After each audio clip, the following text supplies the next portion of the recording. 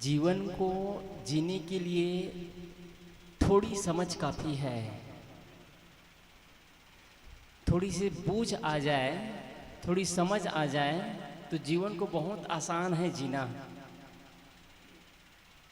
हमारे पास इतना ज्ञान हो जाता है, इतना ज्ञान हो जाता है,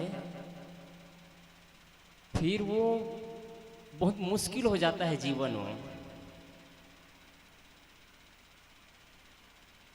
ज्ञान बढ़ते बढ़ते एक दिन ऐसी स्थिति आती है कि वही ज्ञान बोझ का कारण बन जाता है। जानकारी प्राप्त करते करते इतनी जानकारियां हो जाती है कि अब जीवन बहुत कठिन लगना शुरू हो जाता है,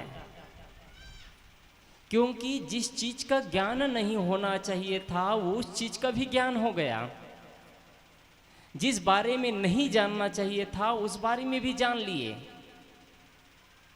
अब कुछ भी देखते हैं, कुछ भी सुनते हैं तो उसका चिंतन शुरू हो जाता है, ये ऐसा वो ऐसा। जीवन को जीने के लिए इसलिए थोड़ी समझ की जरूरत है। बस समझ अच्छी होनी चाहिए, दिशा अच्छा हो, बस आप बहुत सुंदर जीवन जी सकते हैं। हम अपने जीवन को बेडौल बनाते जाते हैं। कहीं ना कहीं हमारे मन में एक लालसा इस दुनिया के प्राणी और पदार्थों का वो घेरता चला जाता है। इतना घेर लेता है कि हम उससे उबर नहीं पाते हैं। फिर अपने ही पराये, अपने ही दुश्मन अपने जीवन को फिर इतना बोझिल बना लेते हैं कि अब अपने ही जीवन से सुकून महसूस नहीं होता है।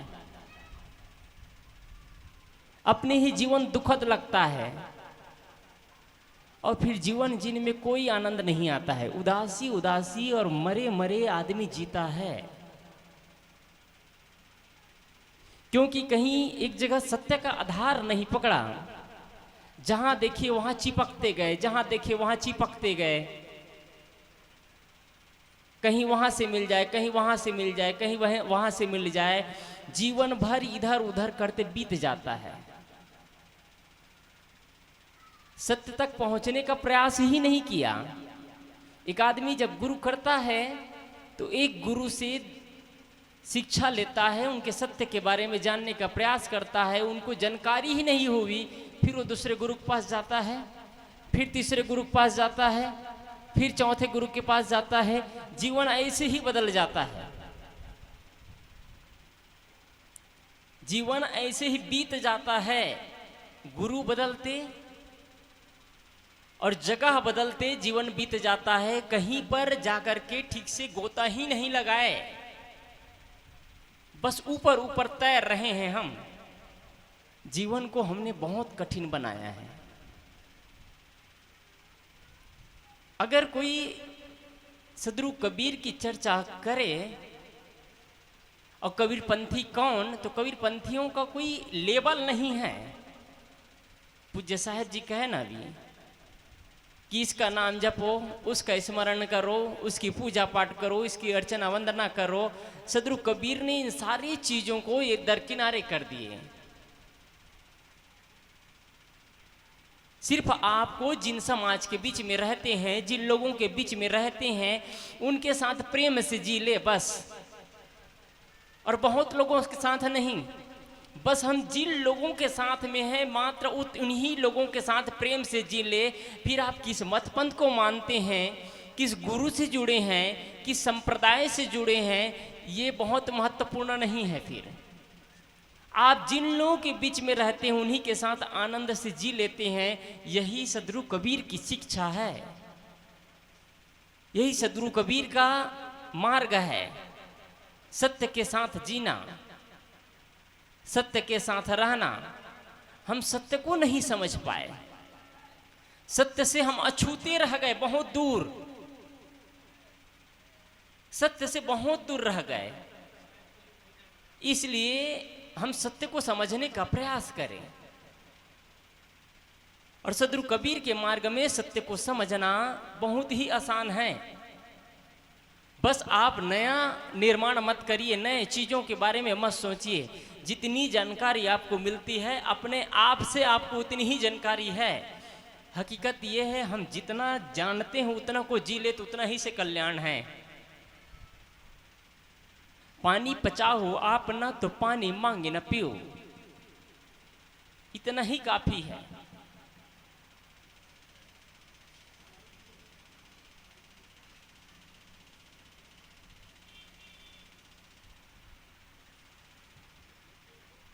यदि हम सत्य के बारे में चर्चा करते हैं तो सत्य को समझते हैं तो नया आलंबन की जरूरत नहीं है। आज तक हमको व्यवहार क्षेत्र में और अध्यात्म क्षेत्र में जितना ज्ञान मिला है और जितनी जानकारी हासिल हुई है उतना ही को हम जीवन में जीने का प्रयास करें तो शायद हमारा जीवन सफल हो जाएगा। लेकिन हम और जानकारी इकट्ठा करते करते हम अन्य चीजों से दूर हो जाते हैं और हम सत्य से अपरिचित हो जाते हैं। आत्मीय बंधुओं, सदगुरु कबीर का मार्ग सहज मार्ग है, मध्यम मार्ग है। आप इस मार्ग में इतनी सहजता से चल सकते हैं जिसमें कोई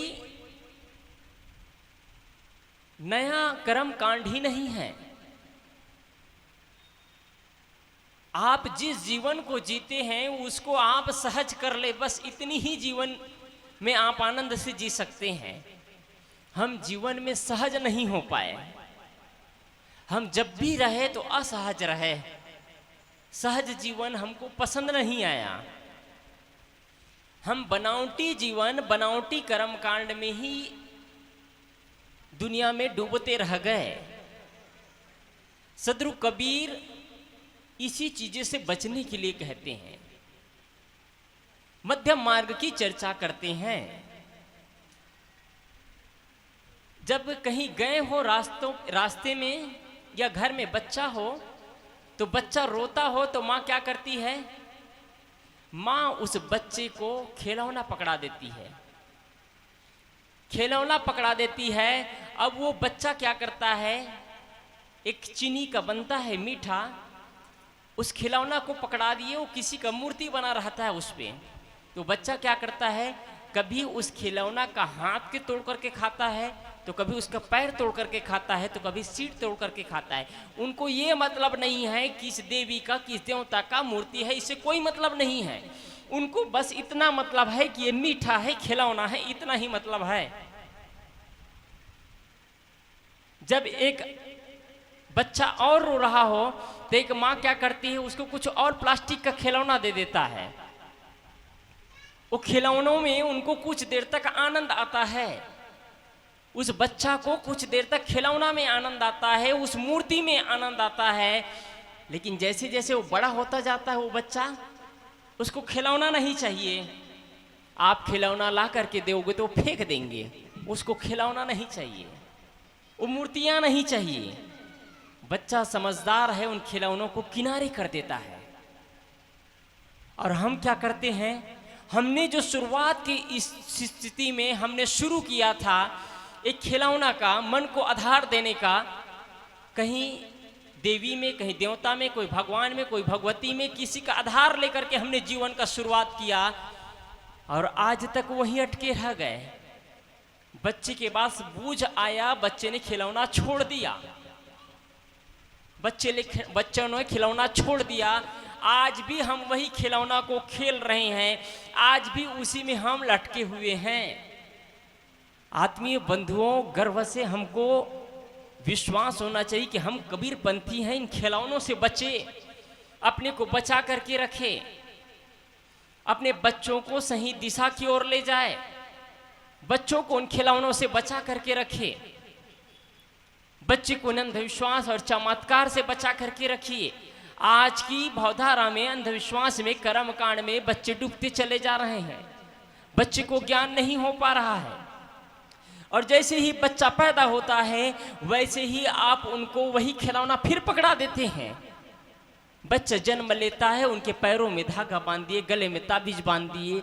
मैं आपसे प्रश्न करना चाह रहा हूँ, हर जगह इस चीज को कहता हूँ मैं, आप अपने परवरिश पर भरोसा रखिए, अपने कर्मों पर भरोसा रखिए और अपने बच्चों पर दया करिए।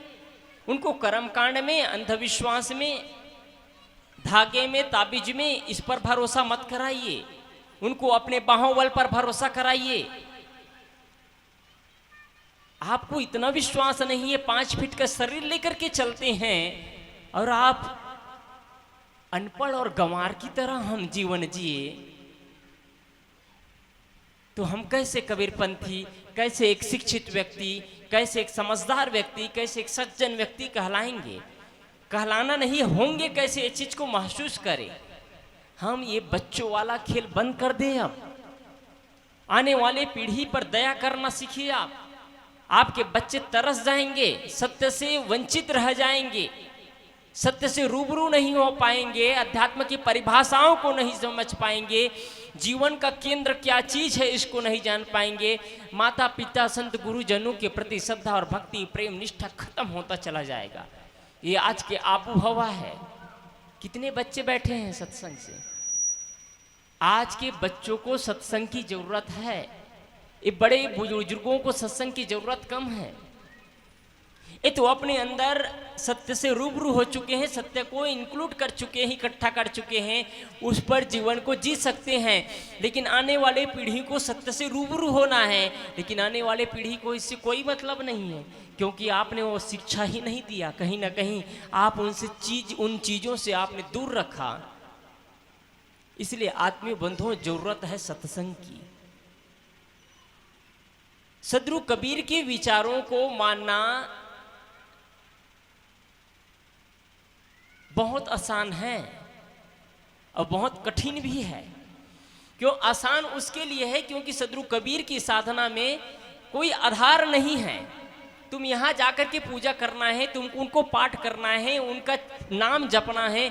सद्गुरु कबीर के साधना काल में ऐसा कुछ भी नहीं है। उनकी परंपराओं में अन्य जगह पर एक आलम्बन दिया जाता है, लेकिन सद्गुरु कबीर के साधना में कोई आलम्बन नहीं है। सद्गुरु कबीर के साधना में बस आदमी से आदमी को जोड़ने की साधना है। हम आज आदमी हैं पर आदमी से परिचय नहीं हो रहा है। माँ है लेकिन माँ के लिए माँ का दायित्व क्या है ये नहीं जान पा रहे हैं। पिता के लिए हमारा दायित्व क्या है नहीं जान पा रहे हैं। घर है लेकिन घर में हमारा दायित्व क्या है इनसे वंचित हो जा रहे हैं। पत्नी है, बच्चे हैं, हमारा दायित्व क्या है इस चीज से वंचित हो जा रहे हैं। समाज के संत गुरुजनों के प्रति प्रेम और निष्ठा और भक्ति क्या चीज होना चाहिए, इनसे वंचित होते चले जा रहे हैं। हम अपने ही जीवन को अनगढ़ और बेडोल बनाते चले जा रहे हैं। हम अपने जीवन को बहुत कठिन बना चुके हैं। सद्गुरु कबीर के जीवन में, सद्गुरु कबीर के रास्ते पे जीवन बहुत आसान है, क्योंकि कोई आधार नहीं है। बस सत्य से आप परिचित हो, और सत्य के लिए कोई आधार नहीं चाहिए। सत्य के लिए कोई आधार नहीं चाहिए। सत्य तो सत्य है। सूर्य को कोई चंद्रमा नहीं बोल सकता, ये सत्य है। चंद्रमा को कोई सूर्य नहीं बोल सकता। पत्थर को कोई भगवान, इंसान रूपी भगवान नहीं बोल सकता है। आप जो मानते हैं मान सकते हैं, लेकिन आप इंसान को इंसान बोलेंगे, पत्थर को पत्थर बोलेंगे, मिट्टी को मिट्टी बोलेंगे, गोबर को गोबर बोलेंगे, माइक को माइक बोलेंगे, टेंट को टेंट बोलेंगे, गाड़ी को गाड़ी और दुकान को दुकान। ये बात कबीर पंथ में खुल करके कहा जाता है। और जब ये चर्चा किया जाता है कि कबीरपंथी लोग गर्व से कहते हैं कबीरपंथी भगवान नहीं मानते, मैं ये चीज कह चुका हूं, फिर से कहना चाह रहा हूं। क्या कबीरपंथी पानी को पानी, जल को जल, आकाश को आकाश, पृथ्वी को पृथ्वी, मिट्टी को मिट्टी, गाड़ी को गाड़ी, माइक को माइक, कपड़े को कपड़े, मोबाइल को मोबाइल, गोबर को गोबर, खाद्य पदार्थ को खाद्य पदार्थ, चावल को चावल, धान को धान नहीं मानते? लोगों से प्रश्न किया जाता है तो कहते हैं मानते हैं। क्या कबीरपंथी भगवान को भगवान नहीं मानते? तब भी कहेंगे लोग कि कबीरपंथी भगवान को भगवान मानते हैं। लेकिन बाद में फिर कहते हैं कबीरपंथी भगवान नहीं मानते। कबीरपंथी जिस दिन आम लोगों की तरह कबीरपंथी भी गोबर को गणेश मान ले, वहां जाकर के मत्था टेके गोबर की भी पूजा करना शुरू कर दे, तब कहेंगे हाँ अब कबीरपंथी भगवान मानते हैं। मैं कैसे मान लूं? क्या उस गोबर को भगवान मान लूं तो मेरे विकास हो जाएगा? क्या उन्होंने मुझे जन्म दिया है? उन्होंने मुझे सिखाया पढ़ाया है? उन्होंने मुझे संस्कार दिया है? ये बात जब खुल करके कहा जाता है, सत्य के बात कहा जाता है, तब लोग कहते हैं कबीरपंथी भगवान नहीं मानते। आप विचार करिएगा इस विषय पर कि कबीरपंथी क्या नहीं मानते, आप किस आधार पर कहते हैं कि कबीरपंथी भगवान नहीं मानते। एक चीज मैं बताऊं आपको, कबीरपंथी ने मानवता की लाज बचा करके रखी है, मनुष्य की पूजा करा करके मानवता की लाज बचा करके रखी है। कबीरपंथियों ने किया काम, मानव से प्रेम करना सिखाया, इंसान को भगवान माना, इंसान को भगवान की पूजा किया, भगवान रूप मान करके नहीं, भगवान है करके जान करके पूजा किया। कबीरपंथियों ने मानवता की लाज बचा करके रखी है। आज आप घर में मूर्ति की पूजा कर सकते हैं, लेकिन माँ के पिता की पूजा नहीं कर सकते आप। आज आप घर में किसी की चित्र की पूजा कर सकते हैं, मंदिर में जाकर के पूजा कर सकते हैं, लेकिन घर रूपी मंदिर को आप मंदिर नहीं, घर मंदिर है उसको मंदिर नहीं मान सकते, और घर में रहने वाले इंसान को भगवान नहीं मान सकते। इसलिए ये चीज कहना पड़ता है कि कबीर साहब की वाणी सत्य पे आधारित है। आत्मीय बंधु, इस चीज को आप समझें और सत्य से रूबरू हो, सत्य को समझने का प्रयास करें, हमारा जीवन ही निश्चित ही धन्य हो जाएगा। बस इतना ही कहकर अपने वाणी को मैं विराम देता हूँ। बोलिए सद्गुरुदेव की।